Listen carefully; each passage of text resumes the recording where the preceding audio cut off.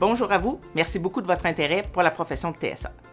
Cette série de capsules informatives mises en ligne par la TSAC a été développée dans le but d'aider les TSA membres ainsi que tous les intervenants du milieu à mieux comprendre les enjeux en lien avec le projet de règlement publié en février dernier concernant les actes vétérinaires. Pour faciliter votre compréhension, je vous invite à visionner les capsules dans un ordre logique de présentation. Rendez-vous au www.atsac.org, cliquez sur l'onglet qui s'appelle « Le métier », puis sur le sous-onglet « Actes délégués » dans le menu déroulant. Vous y trouverez la liste des capsules produites et pourrez les visionner et les partager autant de fois que vous voudrez. On y va! Capsule numéro 5. Qu'est-ce qu'un acte délégué et qu'est-ce que le projet propose comme changement? Depuis 2007, les médecins vétérinaires peuvent déléguer aux techniciens en santé animale des actes physiques, chimiques, radiothérapiques et biologiques sous supervision directe et c'est la responsabilité du médecin vétérinaire qui est en jeu.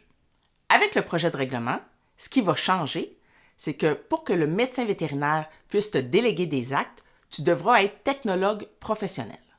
Pour être technologue professionnel, il faut que tu détiennes ton diplôme de technique de santé animale, mais que tu sois membre de l'Ordre des technologues professionnels du Québec, l'OTPQ. Comment on fait pour être membre de l'OTPQ? On paie son adhésion pour être inscrit comme professionnel au tableau de l'Ordre. On souscrit à une assurance responsabilité. Ça, c'est une grosse différence. Tu vas devenir responsable de tes actes. Les actes qui te sont délégués, mais des actes dont tu seras responsable maintenant. Donc, le médecin vétérinaire, suite à une directive ou une ordonnance, va te déléguer des actes dont tu seras 100% responsable. Je vous entends là. Vous vous dites combien ça coûte tout ça. L'adhésion à l'OTPQ, c'est environ 500 $, puis il y a des frais d'ouverture de dossier. Puis ensuite, il y a l'assurance responsabilité qui peut varier tout dépendant votre type de pratique. Ce qui est positif avec ce changement-là, c'est que maintenant, il y a une meilleure reconnaissance de notre profession, un meilleur encadrement de nos actes, tout ça pour une meilleure protection du public. Message important. Le programme de certification nationale mis en place au Québec par la TSAC depuis 2001 est toujours en vigueur actuellement. Ce programme gère la certification des TSA et assure en amont la qualité de chaque formation continue qui leur est offerte.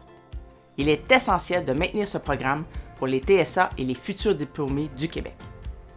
Nous devons dire à l'Office des professions que nous tenons absolument à ce programme administré exclusivement par la TSAC. Il en va de la qualité et de la crédibilité de notre profession à travers l'Amérique du Nord. Pour devenir certifié, adhérer à la TSAC ou renouveler votre adhésion, c'est le temps plus que jamais de le faire. Recherchez le lien « Connexion » si vous êtes déjà membre, ou l'onglet « Devenir membre » s'il s'agit d'une nouvelle adhésion, puis suivez les indications. Vous nous trouverez au atsaq.org.